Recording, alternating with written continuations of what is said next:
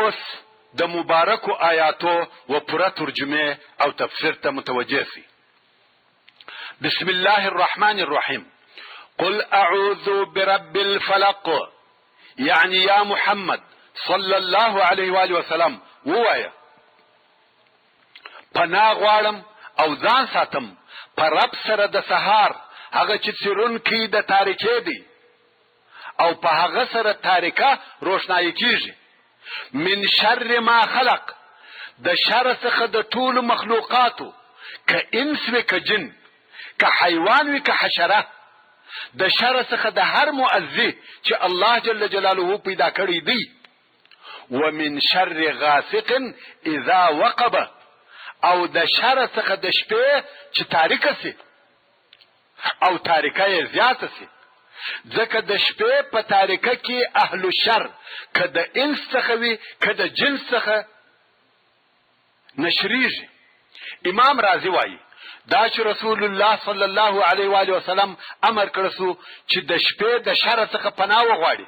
د هغه سبب دا دی چې په شپه کې درندگان یا څیرونکي حیوانات د خپلو غارو څخه راوځي، حشرات د خپلو ځایو څخه راوځي، غل او دشمن د حملې تیاری نیسي، په شپه کې اورونه لویږي یعنی بلیږي، او په شپه کې کومک کوونکي لږ وي، څوک تر چا پورې ځان نه شي ورسولی. ومن شر النفاثات فی العقد، او د شر څخه د هغه سحر کوونکو ښځو چې وتارو یا سپڼسیو ته غوټې ورکوي او د دې دپاره پرپکي چې په خپل سحر سره د الله جل جلاله و بندگانو ته ضرر ورسوي. د سړي او د زوجې په مابین کې جلاوالی راولي. په بحر محیط کې وایي د معوذتینو د نزول سبب د لبید ابن الاعصم یهودي قصه ده، هغه چې په رسول الله صلی الله علیه و آله وسلم یې سحر کړی و. د هغه سحر د خلاصولو دپاره د الله جل جلاله د طرفه څخه دغه دوه سورته چې دواړه 11 آیات دي نازل سوه، او د هر آیات د ویلو سره د هغه سحر څخه چې 11 غوټې وو یوه غوټه خلاصېدل. د هرې غوټې د خلاصېدلو سره رسول الله صلی الله علیه و آله وسلم په ځان کې صحت حساوه، تر څو چې آخرنۍ غوټه خلاصه سوه او رسول الله صلی الله علیه و آله وسلم داسې جوړ سو لکه هیڅ مریضي چې نه درلودل. دغه قصه مې د ساحر د شر څخه خلاصون په سلسله کې په تفصیل سره بیان کړی ده. ومن شر حاسد اذا حسد، او د شر څخه د هغه حسد کوونکي چې د بل څخه د نعمت د زائلېدلو آرزو او تمنا لري او په هغه څه نوي راځي چې الله جل جلاله ودته ورکړي وي، یعنی کم نعمتونه چې ودته ورکړه سوي وي په هغو نوي راځي او پر نورو یې هم الهي نعمتونه نوي پیرزو. ورونو، یو حسد دی، یو غبطه. حسد حرام او ناروا دی او غبطه جائزه او روا ده. حسد دا دی چې پر بل چا یې نعمت نوي پیرزو او د هغه څخه د هغه نعمت په زائلېدلو خوشحاله کیږي، یعنی فلانی دی دغه نعمت ونه لري. خو غبطه بیا دا ده چې د فلانی دی دغه ورکړه سوی نعمت روزي سي، په هغه مې بد نه راځي، خو ماته دی هم الله جل جلاله راکي. نو د حسد او د غبطه په مابین کې فرق وسو. حسد حرام دی، غبطه روا ده. د الله جل جلاله په فضل او توفیق سره د سورة الفلق ترجمه او تفسیر پای ته ورسېدل، او اوس به ان شاء الله تعالی د سورة الناس په ترجمه او تفسیر شروع وکم. وما توفيقي الا بالله وهو السميع العليم. ورون، سورة الناس چې د قرآن مجید اخرنۍ سورت دی، په مدینه منوره یا په مکه مکرمه کې نازل شوی دی. 6 آیات او 1 رکوع لري. د قرآن مجید په تلاوت کې 114 نمبر سورت او آخري سورت دی، او تر سورة الفلق وروسته نازل شوی دی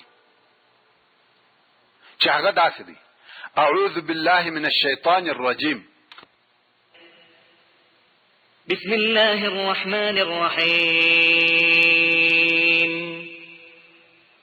قل أعوذ برب الناس ملك الناس إله الناس من شر الوسواس الخناس الذي يوسوس في صدور الناس من الجنة والناس. لمړی د مبارکو آیاتو د الفاظو یا تحت اللفظ ترجمه ته متوجه سي. بسم الله الرحمن الرحيم. قل يا محمد صلى الله عليه وآله وسلم ووایا: اعوذ پناه غواړم برب الناس پرب او پالونکی د ټولو خلقو، ملک الناس په پاچا د ټولو خلقو، اله الناس په معبود د ټولو خلقو، من شر د شر څخه، الوسواسی د وسوسه اچونکی شیطان، الخناسی تشتیدونکی شیطان چې د الله جل جلاله ذکر او نوم اوري تشتی، الذي هغه شیطان یوسوسو چې وسوسه اچوي فی صدور الناس پسینو یا زړو کې د خلقو، من الجنة چې دغه وسوسه اچونکی د پیرانانو څخه دی، والناس او د انسانانو څخه دی. ورون سورة الناس د معوذتینو دوهم سورت دی. په دغه سورت کې په رب الارباب سره د شر څخه د لوی دشمن ابلیس علیه لعنه او د هغه د هغو کومکانو د شر څخه پناه غوښتل کیږي چې خلق په قسم قسم وسوسو سره خطاباسي او د لارې باسي. دغه د ابلیس کومکان که د انس څخه وي او که د جن څخه، د ټولو څخه پناه په رب العالمین مالک یوم الدین سره غوښتل کیږي. تاسو پوهیږئ چې قرآن مجید په الحمدلله سره شروع سو او په معوذتین سره پای ته ورسېدی، د پاره د دې چې ښه شروع او ښه انتها سره یو ځای سي، چې دا د کلام الله انتهایی حسن او جمال دی. ځکه بنده همیشه بنده دی، نو خود د کار د شروع څخه بیا د کار تر آخره پورې د الله جل جلاله څخه کومک او په الله جل جلاله سره پناه او ساتنه غواړي. د قرآن مجید په شروع کې سورة الفاتحه وایو،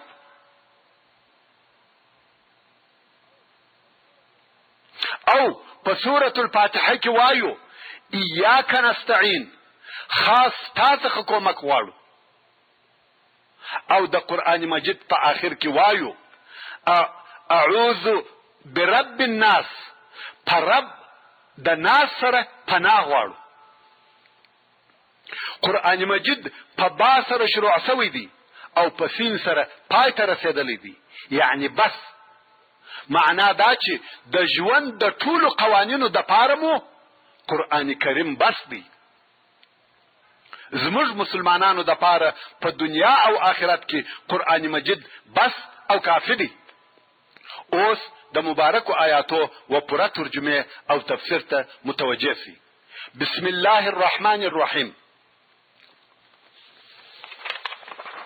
قل اعوذ برب الناس، یا محمد صلی الله علیه و آله وسلم ووایا پناه او ساتنه غواړم په رب، په خالق، په مربي د خلقو، په هغه رب چې انسانان یې د عدم څخه وجود ته راوستلی دي، ژوند یې ورکړی دی او قسم قسم نعمتونه یې ورکړي دي.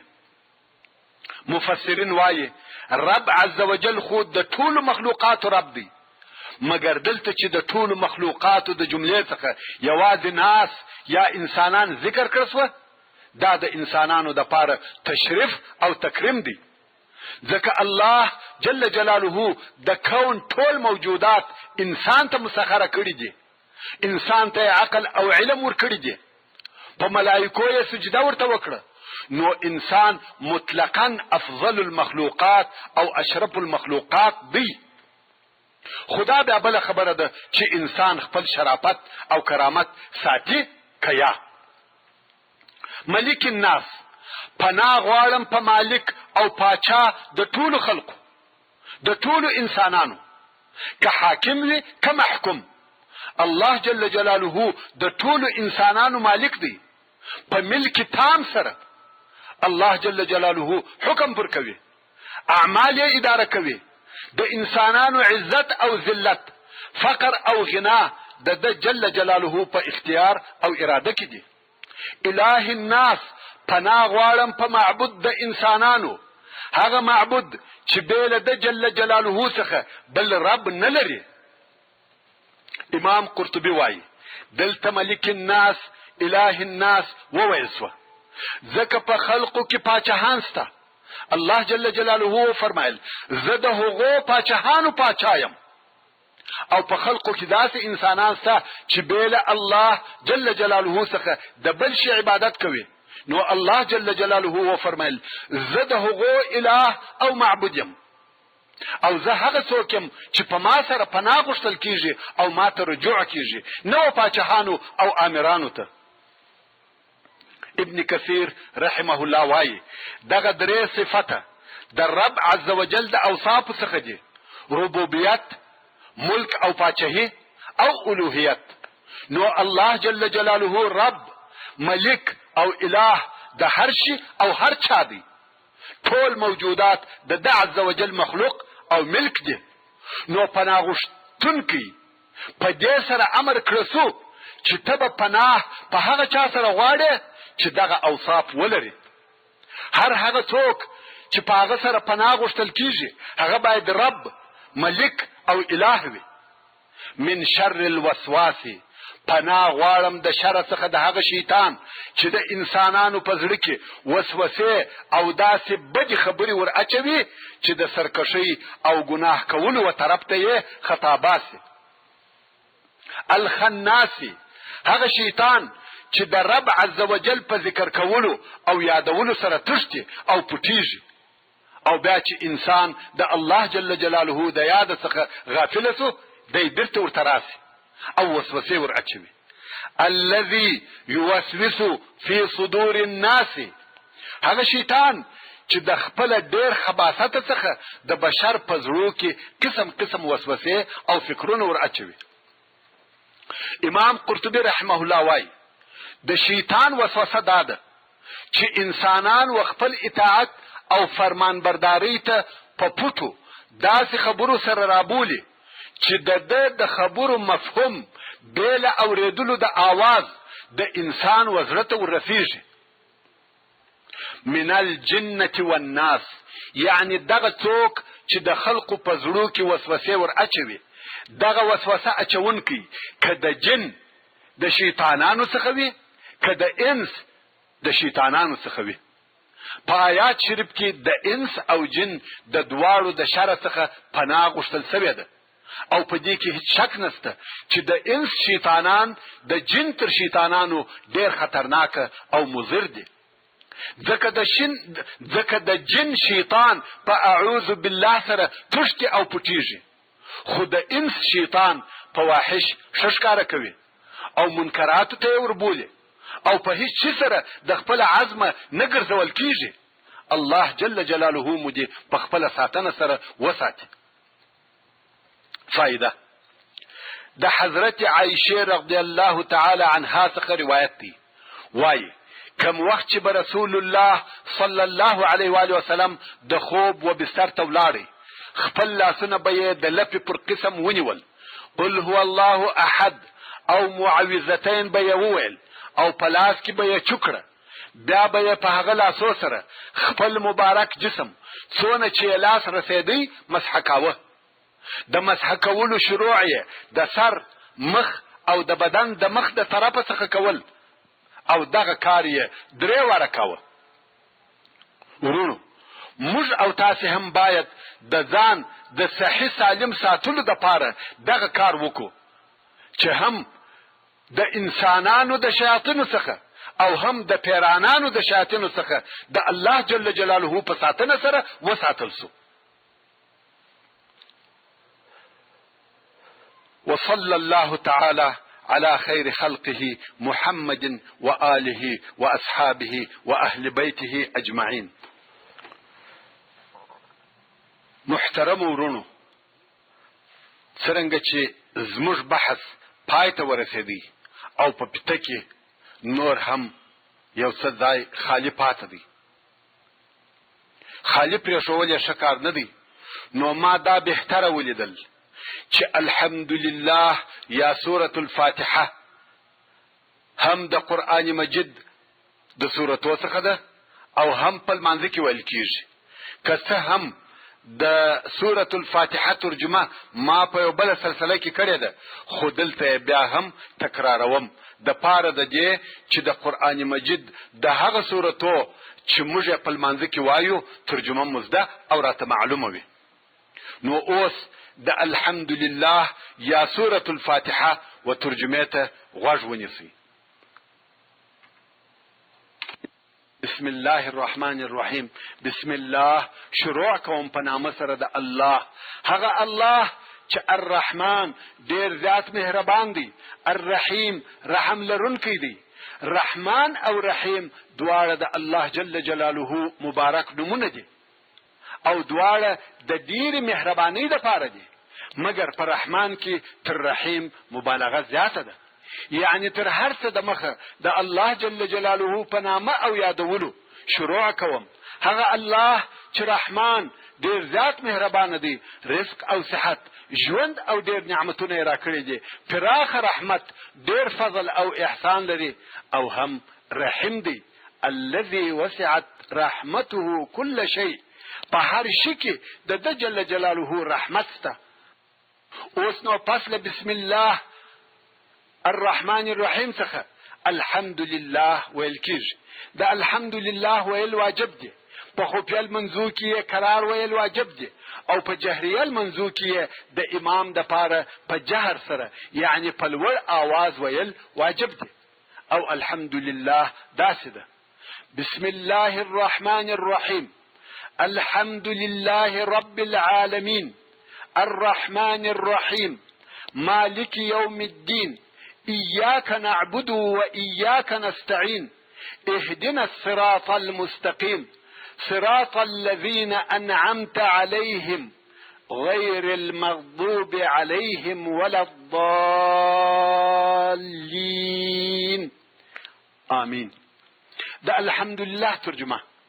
الحمد لله ټول صفتونه د تعریف او ثنا ټول اقسام د الله جل جلاله د پاره دي. هغه الله چې رب العالمین دی، یعنی تربیه کوونکی او پالونکی د ټولو مخلوقات او عالمو دی. هغه الله چې الرحمن الرحیم دی، ډیر زیات مهربانه او پوره رحم کوونکی دی. مالک یوم الدین، مالک او خاوند، اختیاردار او متصرف د قیامت د ورځې دی. ایاک نعبدو، خاص تاته یا خاص تا عبادت کوو، و ایاک نستعین، او خاص تا څخه مدد او کومک غواړو.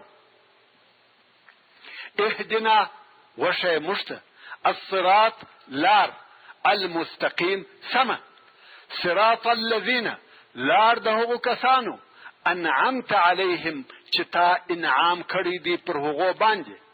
هغه کسان چې الله جل جلاله انعام پر کړی دی څلور ډلې دي: انبیاء، صدیقین، شهدا او صالحین. غیر المغضوب علیهم، مراشه لار د هغو کسانو چې پر هغو غضب سوی دی چې یهود دي.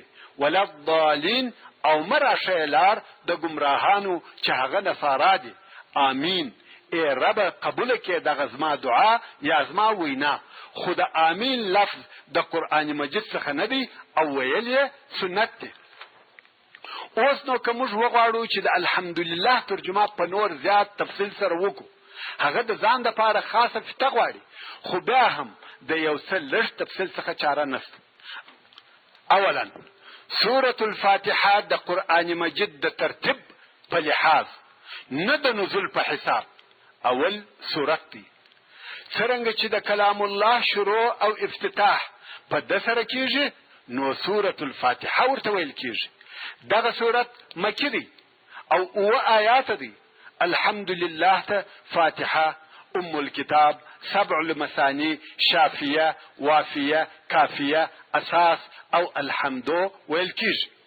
حمد هغه ثنا او صفت ته ویل کیږي چې د یو چا د تعظیم او لویی د پاره وي او په عین حال کې د هغه چا محبت هم ولري کم چې ته حمد وایې. حمد تر شکر عام دی ځکه شکر د نعمت په مقابل کې وي او حمد داسې نه دی. الله د الهي ذات د پاره اسم علم دی چې بل هیڅوک په دغه نامه کې نشي ورسره شریک کېدلی. الله د الله جل جلاله د پاره اسم اکبر دی او الله د هغه حق موجود نوم دی چې ټول الهي صفاتونه پکې موجود دي. الله د هغه یوازنی حقیقي موجود نوم دی چې د ربوبیت په صفاتو موصوف دی. لا اله الا هو سبحانه. رب د تربیه څخه مشتق دی او تربیه د بل چا د کارو و اصلاح کولو ته ویل کیږي. رب هغه چاته ویل کیږي چې د کارو اصلاح کوي او پای ته رسوي. د رب نور معناوي همسته لکه مالک، مصلح، معبود. رب داسې امر ته ویل کیږي چې امر یې چلیږي. عالمین په عالمین کې انس او جن، ملائکه او شیاطین داخل دي. عالمین د علامه څخه مشتق دي ځکه عالم د خالق جل جلاله پر وجود علامه ده. الرحمن الرحیم. رحمان او رحیم دواړه د الله جل جلاله صفتونه دي او د رحمت څخه مشتق دي. په رحمان او رحیم کې د رحمت داسې صفتونه او ترجمه پرتې دي چې په هغه یو کې ستا په هغه بل کې نسته او کم چې په هغه بل کې ستا په اول کې نسته.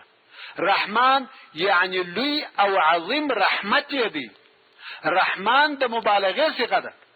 کوم وخت چې شی ډیر زیات وي دغه وزن او لفظ استعمالیږي مګر همیشه توب نه دی ورسره لکه غضبان یا سکران. مګر د رحیم په ترجمه کې د رحمت سره همیشه توب هم ورسره دی ځکه د فعیل صيغه په دائمي صفاتو کې مستعملیږي لکه کریم او ظریف. نو په رحمان کې د رحمت ډیروالی موجود دی او په رحیم کې د رحمت همیشه توب موجود دی. خو څوک دا وایي چې رحمان هغه صفت دی چې رحمت عام او ټول پکې شامل دي. مسلمان او کافر ته رزق ورکوي. په دنیا کې د ټولو انسانانو که ښه کارونه کوي که بد ګټې او مصلحتونه عام او سره یو شی دي او ټولو ته ورسیږي. او رحیم خاص رحمت دی چې په آخرت کې یوازې پر مسلمانانو دی. او بیانو په دغه الحمدلله کې الله عزوجل مشتدارا وشول چې موږ باید د الله جل جلاله حمد او ثنا، تسبیح او تعریف هغه چې د الهي ذات لپاره وړ او لایق وي څنګه ووایو. نو رب عزوجل دارا وشول چې ایز ما بندگانو که تاسو زما حمد وایاست نو وایاست الحمدلله رب العالمین. ذا الله د عظمت او لویی، تقدس او کبریا خاوندم. خلق او ایجاد یوازې زکوم. د انس او جن، ملائکو او شیطانانو، مزکو او اسمانو رب زیم. رحمان او رحیم هغه چې رحمت یې و هر شي ته رسېدلی دی او پر خپل بندگانو یې د خلقولو یا پیدا کولو او رزق ورکولو احسان کړی دی هغه زیم. هغه چې د دارینو و نیکبختۍ ته لارښوونه کړې ده هغه زیم. نو دغه رب الجلیل عظیم الرحمه دائم الاحسان رب مالک یوم الدین دی. د حساب او کتاب، د ثواب او عذاب مالک او اختیاردار دغه رب عزوجل دی. نو دغه رب لره موږ عاجزي کوو، تضرع او خضوع ورته کوو او عبادت یې کوو او دغه الله څخه موږ د جل جلاله پر طاعت او رضا کومک غواړو ځکه دی عزوجل د اجلال او تعظیم لائق او مستحق دی او زموږ د کومک کولو قدرت بې له ده جل جلاله بل هیڅوک نه لري. نو خود موږ د ده جل جلاله څخه د لارښوونې طلب کوو چې موږ حق او مستقیم لارې ته هدایت کړي او پر دین مبین اسلام قائم او ثابت کړي او موږ د هغو کسانو څخه وګرځوي چې د مقربینو پر لار تللي وي او د هغو کسانو لار راوښیي چې پر هغو یې انعام کړی دی لکه انبیا، صدیقین، شهدا او صالحین. او الهي موږ د هغو کسانو څخه مه ګرځوي چې هغه د سمې لارې څخه اوښتي دي او ستا دشمنان دي چې هغه یهود او نصارا دي. ورونو، څرنګه چې التحیات هم د لمانځه څخه ده او په هر لمانځه کې یې وایو، نو د هغې وزده کړې او د هغه په ترجمه په پوهېدلو ته هم یا د هغه د ترجمې و پوهېدلو ته هم ضرورت لرو. نو اوس به د التحیات ترجمه درته وړاندې سي. التحیات لله والصلوات والطيبات السلام عليك أيها النبي ورحمة الله وبركاته. السلام علينا وعلى عباد الله الصالحين. أشهد أن لا إله إلا الله وأشهد أن محمدا عبده ورسوله. ورونو، کم وخت چې د معراج په شپه سردار کونین رسول الله صلی الله علیه و آله وسلم تر اوو آسمانو لوړ د سدرة المنتهى د درخت سره د الله جل جلاله په شاندار ملاقات مشرف سو. څرنګه چې عادتا د ملاقات اولی خبرې په سلام شروع کیږي او الله جل جلاله ته السلام علیکم نسی ویل کېدلی، ځکه چې الله جل جلاله په خپل سلام سالم، کامل، غالب، قادر او ابدي اله دی. حتی زموږ سلامتیا د ده جل جلاله د طرفه او د ده جل جلاله په اراده سره ده. نو رسول الله صلی الله علیه و آله وسلم د سلام پر ځای وویل: التحيات لله والصلوات والطيبات. او د الله جل جلاله د طرفه ورته وفرمایل سوه: السلام عليك أيها النبي ورحمة الله وبركاته. او بیا رسول الله صلى الله عليه وآله وسلم وویل: السلام علينا وعلى عباد الله الصالحين. چې ترجمه یې داسې ده: التحيات لله، ټول قولي عبادتونه الله جل جلاله لرجه. والصلوات، او ټول بدني عبادتونه الله جل جلاله لرجه. والطيبات، او ټول مالی عبادتونه الله جل جلاله لرجه. دا د رسول الله صلی الله علیه و آله وسلم د طرفه تحیه وه چې زموږ ټول عبادتونه که په خوله سره دي لکه تسبیح او تهلیل او داسې نور، او که په بدن سره دي لکه لمونځ، روژه، حج او داسې نور، او مالی عبادتونه لکه خیرات او زکات، صدقه او سرسایه او داسې نور. دغه ټول عبادتونه مو یوه الله لرجه. د دغه تحیه په جواب کې د الله عز وجل د طرفه ورته وویل سوه: السلام عليك أيها النبي ورحمة الله وبركاته. یعنی ای نبی، پر تا دې سلامتیا وي، پر تا دې د الله رحمتونه او برکتونه وي. نبی رحمت صلی الله علیه و آله وسلم په دغه ځای کې هم خپل صالح امت هیر نه کړي او وی ویل: السلام علینا وعلى عباد الله الصالحین. سلامتیا دې پر موږ وي او د الله پر صالح بندگانو دې سلامتیا وي. او موږ پسې وایو: اشهد ان لا اله الا الله واشهد ان محمدا عبده ورسوله. اشهد، زه شاهدی ادا کوم، ان لا اله، چې نسته معبود حقیقي الا الله، بل یوه الله څخه. واشهد، او زه شاهدی ادا کوم، ان محمدا، چې محمد صلی الله علیه و آله وسلم عبده ورسوله، بنده او د الله رسول دی. محترم ورونو، ما غوښته چې په دغه فته کې د دعای قنوت ترجمه هم ورسره ځای سي، مګر متاسفانه فته پای ته ورسېدله. د بل شي د ثبتولو یا ټایپولو ځای نه دی پکښې پاته. په آخر کې مې دغه یو عذر ومنئ، میاشت د روژې ده او زه سپین ږیری یم، نو که د دغه فتو یا د دغه تفسیر په ثبتولو کې کومه تخنیکي یا خطا راڅخه پیښه سوې وي یا د ژبې ښویېدل راڅخه پیښ سوي وي، هغه را معاف کړئ. د ټولو اورېدونکو څخه د دعا په امید. وصلى الله تعالى على خير خلقه محمد وآله وأصحابه وأهل بيته أجمعين.